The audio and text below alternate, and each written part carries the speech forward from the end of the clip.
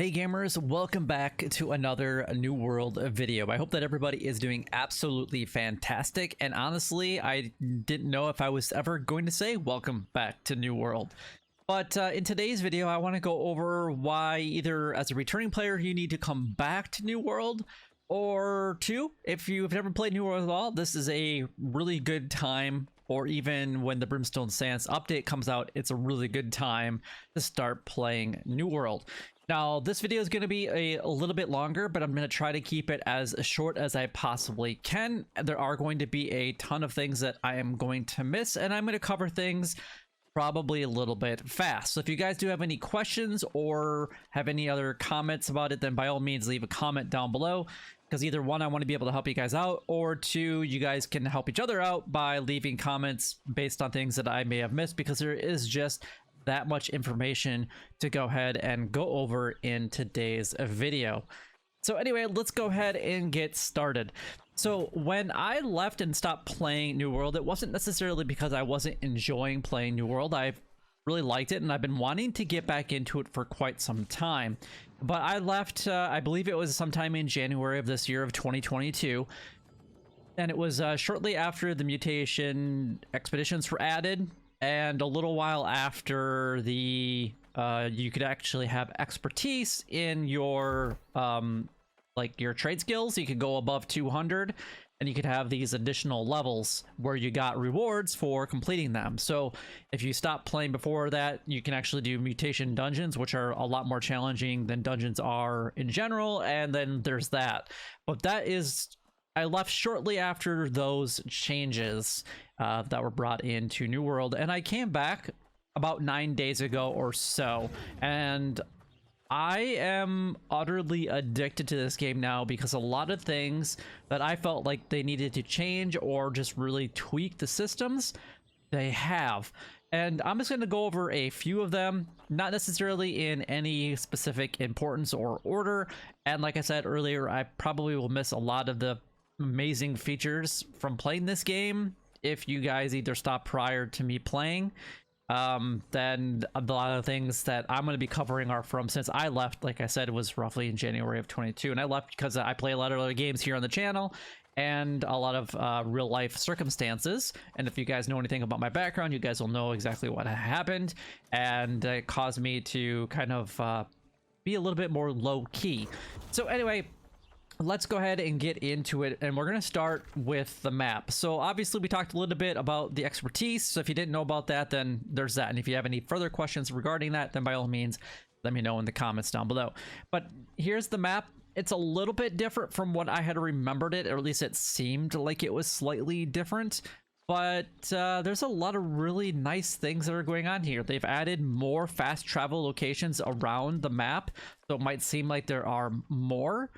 And you can easily see which ones are done, which ones are mutated by the little like circle that's hovering around. And even as I zoom in, it doesn't like really help. So hopefully you guys can see that on YouTube, where it actually has like a circle, a red circle around it.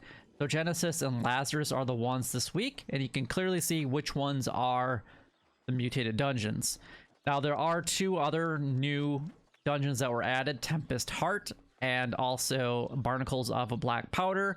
Of the two, I like Barnacles a lot better, but that's just me personally, because I think Tempest Heart just is a little bit too long of an expedition. It's, you know, there's a lot of walking involved, that's all I'm going to say. So, but that kind of leads me into another thing. With fast travel, you can fast travel for a fraction of a cost of Azoth of what it compared to used to be.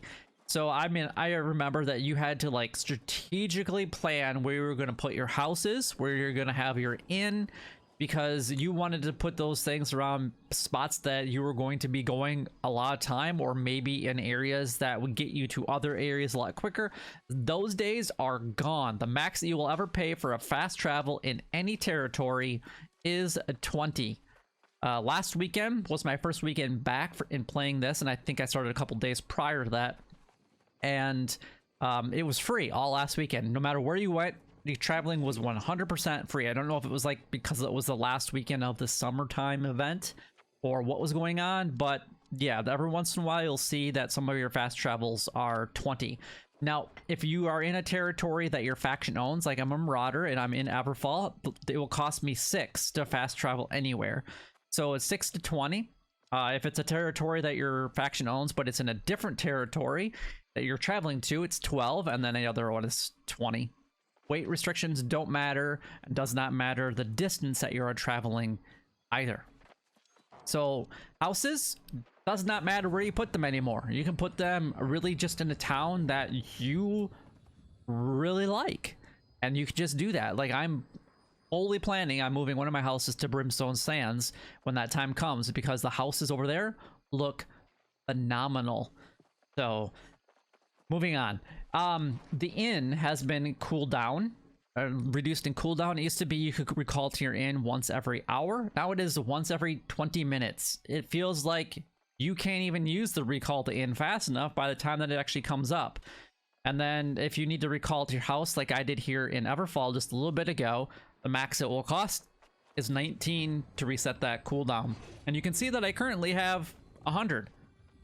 So it's really easy, or 1,000. You can see it easily never use that much Azov. Really the only time that you're going to be using Azov up is when you're doing some kind of crafting.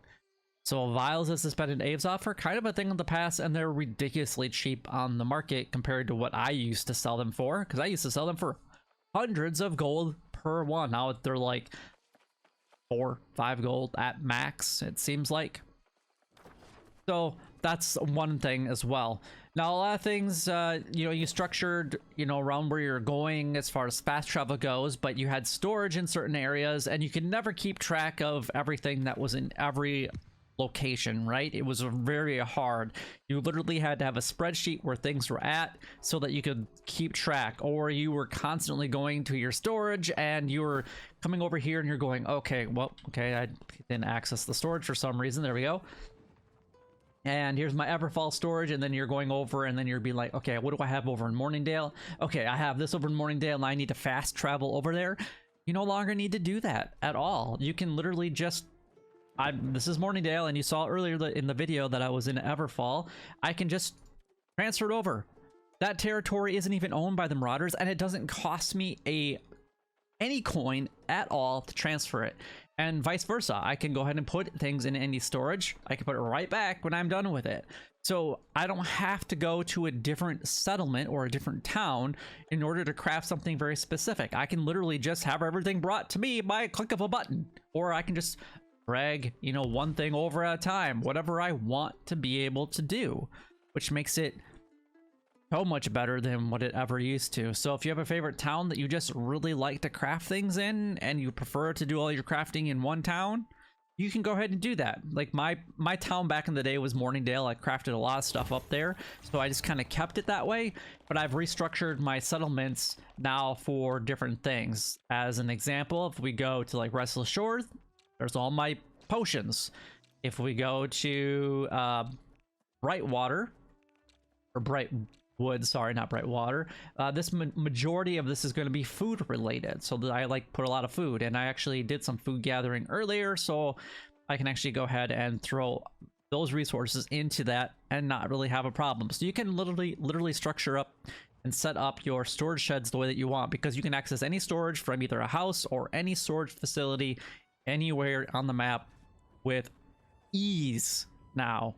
And I absolutely hated just the time and effort and the Azov costs that it had just to do something of any significant importance.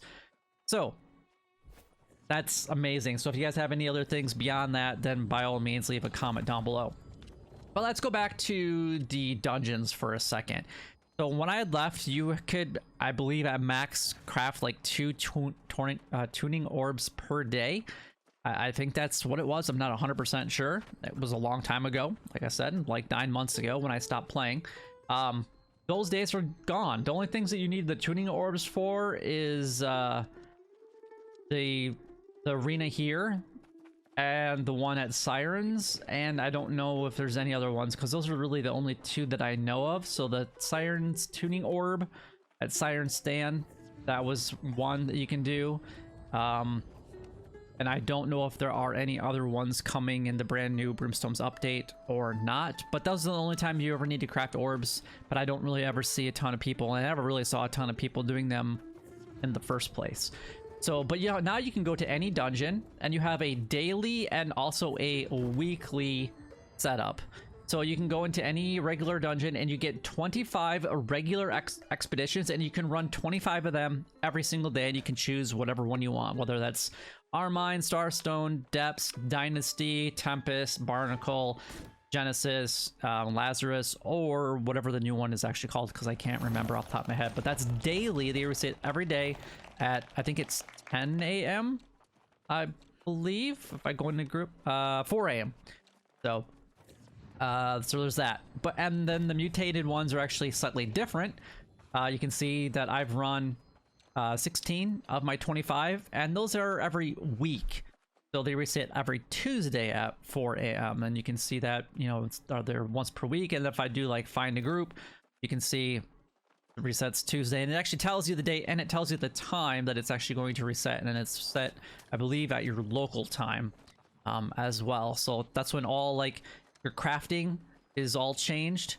You can do, remember, you had to wait like 24 hours from the time that you crafted. It's literally, now you can come in at like 3:30 in the morning if you wanted to, or whatever time that converts to in your time zone, and you can craft stuff, wait a half an hour, and then craft your next set. And if that's all you wanted to do for the day, then you could just log off. You don't have to literally come back a full 24 hours after you do it. So that way it kind of really puts your crafting of the legendary items kind of off.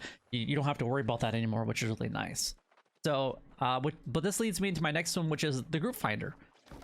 This is a brand new feature. It's actually only been out for maybe a month. I don't even think it's actually been a full month that it's been out, and it's had a couple updates, but it is amazing, especially if you are a solo player. Now, I've met new people because the server that I am on now wasn't the server that I had left on. They got merged with another one, and so I've had to meet a kind of a new group of people, right? Pretty much a majority of the people that I played with before don't play now whatsoever, or they're obviously not on this specific server. But they have added Eden back, and that was actually the one that I was on prior to leaving, was Eden, and now I'm on a completely different one. But now, if you're a solo player or just in a small group, the group finder is amazing. You can see that there's different lobbies. You can see exactly what they're requesting. So this lobby, they want you to be a level 60. They want a minimum gear score of 590, and they're currently looking for a tank and also a healer. That's what they're looking for. This one is looking for anybody to fill up that last slot, and you don't even have to be a 5. You'd have to be a 560. And then they're looking for pretty much everything over here in this last one, but you have to be a syndicate PvP in order to participate. But if those really don't kind of float your boat and you want to start your own lobby, you can definitely do that. And you can not even have to go to the dungeon like before. You had to have 3 people. They had to waste their A's off, their time traveling to it.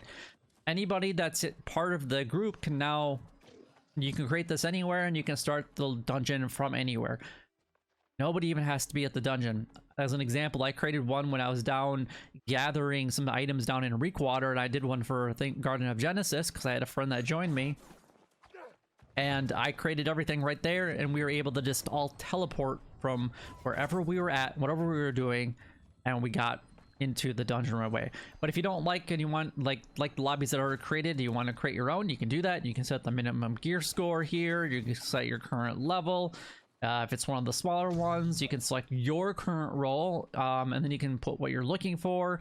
If you're looking for like maybe a specific weapon, you could actually put like hatchet, you know, in there if you wanted to, or you could do like great axe or whatever you wanted to. You could prefer if you want voice chat, and then if you're currently in a group, you can invite all of those people that are in the group currently to that specific expedition right all from this screen.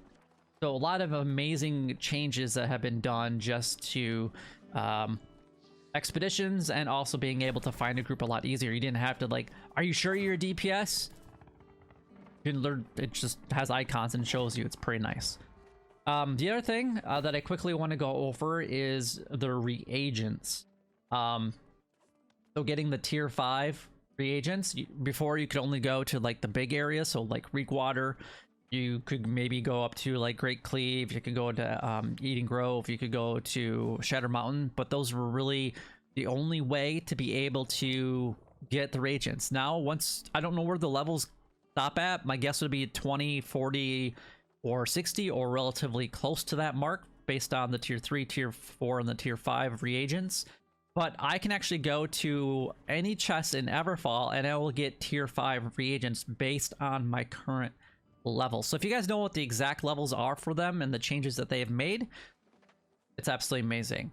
So that is really, really nice. So you don't have to have like specific chest runs for it. Now, kind of relating to chest runs aren't necessarily a thing in the past because I still feel like they are very valuable to any player, whether you're working on your gear score or if you want to go ahead and collect or maybe find more of the uncommon items, like say stacked deck or dice or whatever it might be that you're looking for. Maybe you're looking for a corrupted totem, whatever. You can still do the chest runs to try to get some of those items, and you might find some really good things. You also get a chance of finding umbral shards from chest, and if you grab an item that happens to be a legendary, you can actually, instead of bind on equip with like or bind on pickup, I can actually say I could sell this bow on the market and I can make quite a bit of coin from that sell. And I've actually been making quite a bit of money because I seem to get a few, I get a lot of legendaries almost every day, and almost every time I do an expedition I get like 2 or 3 legendaries, it seems like, which is pretty awesome. The other thing that was changed is for the gear score is the umbral shards. I think they're just being introduced, but they are how you get above 600 gear score. So once you get to 600, then the umbral shards allow you to, like, say you go here and you go to upgrade, and then I could change this to say a 620, and it would cost me 450 umbral shards. Now I'm going to get into in a separate video if you guys want me to, where I kind of talk about this a little bit more. So they are relatively easy to go ahead and get, and I'll tell you one of the best ways to get it if that's something that you guys want to know about in a future video. So you can really pick and choose what you want to do. Quests aren't a real viable option, but it sounds like in the update for Brimstone Sands, quests are going to be a good way of being able to do a gear score improvement. So definitely take advantage of that. So whatever type of character that you want to play, or every play style that you play as, there's an opportunity for you to level up, for you to be able to gain better gear score, to make money, really whatever. However you want to play MMO is really however you want to play. Whether that's PvP related, there's actually a brand new like PvP track now. You can actually go into like modes and you can actually join Outpost Rush and the arena from anywhere. You don't have to go to one of the major towns or the settlements and talk to the NPC there to join Outpost Rush. I really don't see a lot of people queuing for the 3v3 arena. I'm not a big PvPer anyway, so I don't really play it very often, but there is a PvP track, and honestly, I don't remember where it's at because I don't really do it. There it is. I've never done it. You can see, look at that. I've got literally like no points whatsoever. I'm not a PvPer in New World whatsoever. But if that's your thing, I'm not criticizing it whatsoever. That's you can play the game how you want to play the game. That's what I love about New World, especially now. Another change that I just quickly want to go over is that they allowed you to carry more ammo, whether that's for the musket or for your bow, so you can have 1,000 instead of 500. But I guess those are the majority of changes that I felt were really necessary that I wanted to bring to you guys' attention. I do apologize for the longer video. I could have easily broken down this into lots of different videos, but I wanted to put everything out there for you guys to see. And if you guys want more detailed information on anything that I covered, then by all means let me know in the comment section down below. But if you guys enjoyed today's video or found it helpful or informative, then by all means leave a like, comment, and subscribe down below. If you haven't done that already, I would greatly appreciate it, and I will see you guys in the next video.